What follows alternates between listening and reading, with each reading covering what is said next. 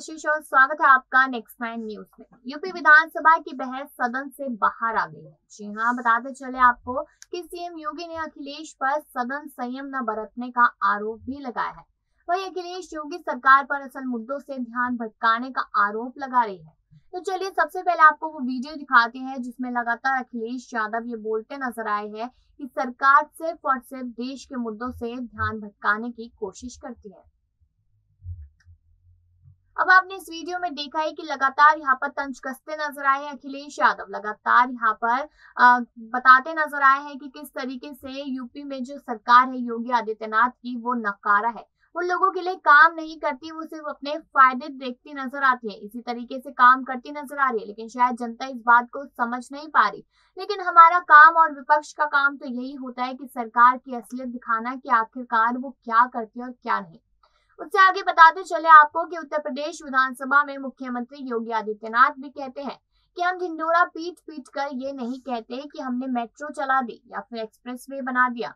जनता जानती थी कि कौन शिलान्यास कर रहा है और कौन उद्घाटन कर रहा है, कौन राशन दे रहा है तो कौन अपराधों को नियंत्रण कर रहा है।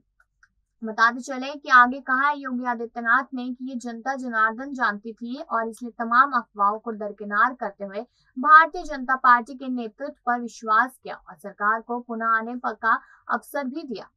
सपा के कार्यकाल में काफी भ्रष्टाचार हुआ था। हमारे आने के बाद से राज्य में 5 लाख से अधिक युवाओं को सरकारी नौकरी दी गई है।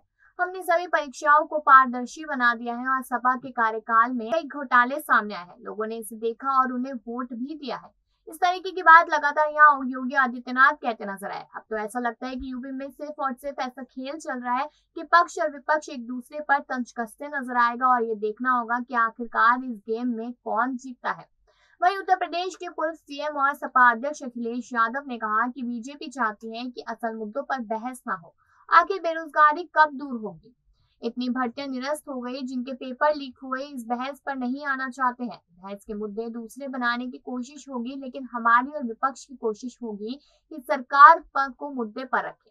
अखिलेश ने सवाल मीडिया से बात करते हुए कहा कि मैं सैनिक स्कूल से पढ़ा हूँ और क्या सीएम पढ़े हैं? मुद्दों से ध्यान हटाया जा रहा है। सरकार चाहती है कि बहस बदल जाए। गन्ना किसानों के मुद्दे को उठाते हुए अखिलेश ने कहा कि चीनी मिलों का बकाया भुगतान नहीं हुआ है, सरकार गलत आरोप लगाती है।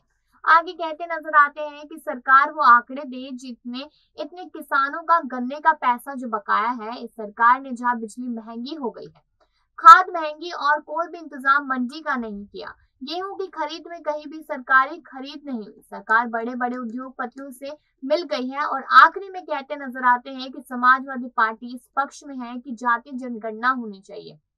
जब सरकार कह रही है कि हम डेटा सेंटर बनाएंगे, डेटा सेंटर के लिए निवेश कर रहे हैं, तो सरकार आगे क्यों नहीं आती है कि जातीय जनगणना भी हो सके। तो चलिए आपको वो वीडियो दिखाते हैं जहां पर जातीय जनगणना की बात भी कही गई। इसलिए हो गया कि आपका जो ईज ऑफ लिविंग है जी उसमें बताओ ट्रैफिक जाम भी शामिल है। बिल्कुल सर, ईज ऑफ लिविंग में अरे जाने दो भाई, ये तो सदन में तारीफ चलती रहती है। और सर कह रहे हैं सर ब्रजेश पाठक आज बड़ा आरोप लगा रहे थे आप पे, कह रहे थे कि सफाई में डांस होता था आपकी सरकारों में। देखो वो मैं जानता हूँ कि बीजेपी ये चाहती है कि असल मुद्दों पे बहस नहीं हो, कि जो बेरोजगारी है आखिरकार बेरोजगारी कब दूर होगी। जो इतनी भर्तियाँ निरस्त हो गई, जिनके पेपर लीक हुए, इस पे बहस में नहीं जाना चाहते। जो लीक हुए पर्चे और जो नौकरी नहीं है, इस पे बहस नहीं करना चाहते हैं लोग। अगर आप देखेंगे इस पे बहस नहीं चाहते, इसीलिए जानबूझ करके आप देखेंगे कि बहस के मुद्दे दूसरे बनाने की कोशिश होगी। लेकिन समाजवादियों की और विपक्ष की कोशिश होगी कि सरकार को मुद्दे पे रखें। सर अभी भी बजट को लोक संकल्प वाला बता रहे हैं। सवाल ये है कि पिछला 5 साल का कितना पूरा हुआ। सरकार ये जरूर बताती है कि हमने इतना भुगतान किया है, लेकिन सरकार कम से कम वो आंकड़े दे कि इतना किसानों का गन्ने का पैसा बकाया है।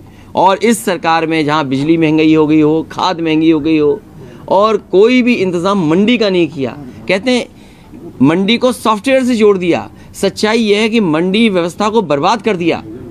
अभी गेहूं की खरीद में कहीं भी सरकारी खरीद नहीं हुई। सरकार बड़े बड़े उद्योगपतियों से मिल गई, बड़े बड़े कारोबारियों से मिलकर के पूरा का पूरा उत्तर प्रदेश का गेहूं खरीदवा दिया गया।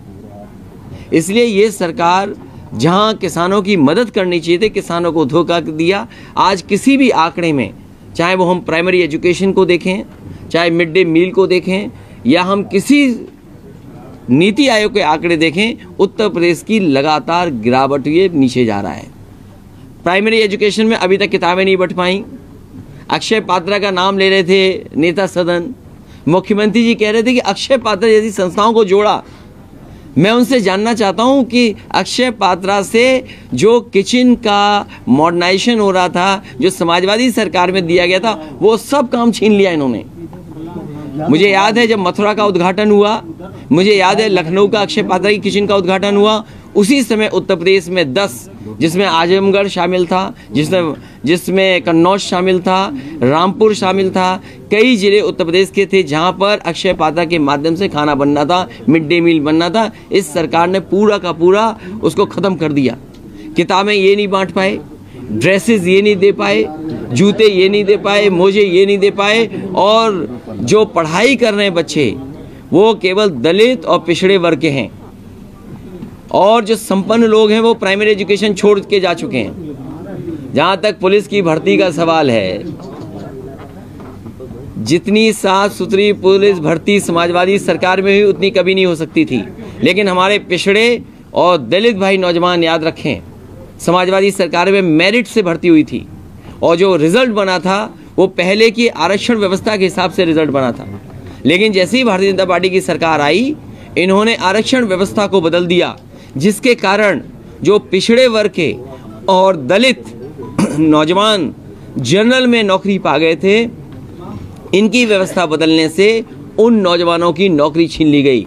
अगर ये दावा करते हैं कि 1 लाख इतने नौजवानों को दिया गया, तो याद रखिए पिछड़े और दलित भाइयों, जो आरक्षण आपको मिलता था उस आरक्षण की वजह से हजारों हजार और लाखों लाख नौजवानों को नौकरी से बाहर कर दिया। मुख्यमंत्री का सवाल ये है, 90 किलोमीटर उन्होंने मेट्रो चलाई है। देखिए, जो सदन में बोला जा रहा है मुख्यमंत्री जी के माध्यम से, वो झूठ बोला जा रहा है।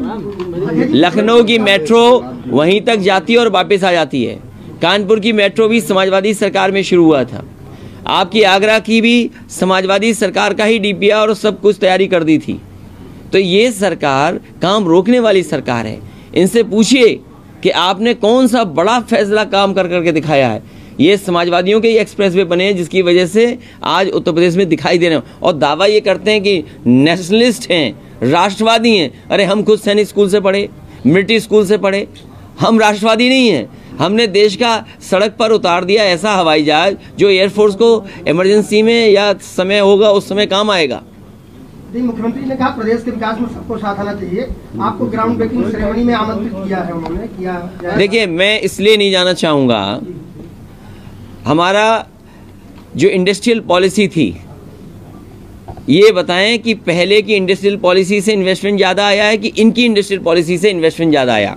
उदाहरण के लिए इन्होंने कहा कि बुंदेलखंड में सोलर एनर्जी का एक बड़े पैमाने पे काम शुरू होगा। अगर सोलर एनर्जी पे काम होना शुरू हो रहा है तो सरकार की योजना क्या है और बजट के लिए पैसा क्या है? बजट में पैसा नहीं दिया, आप कैसे उम्मीद करोगे कि इन्वेस्टमेंट आ जाएगा? दूसरा, जिसमें करोड़ों करोड़ गरीब चलते हैं, समाजवादी सरकार में बस स्टैंड बनना शुरू हो गए थे। नए मॉडर्न बस स्टैंड कैसे बने? ये सरकार एक भी बस स्टैंड आलमबाग के बराबर का नहीं बना पाए, वो भी उदाहरण है। और सोचिए तो आप इस बात को कि मुख्यमंत्री जी को जो कार्यक्रम करने पड़